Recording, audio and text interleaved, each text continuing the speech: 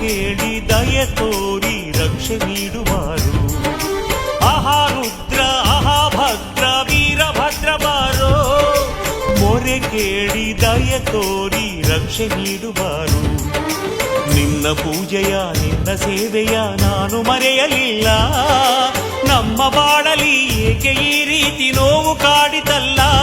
Veerabhadra Veerabhadra Veerabhadra Veerabhadra Veerabhadra Veerabhadra Veerabhadra Veerabhadra.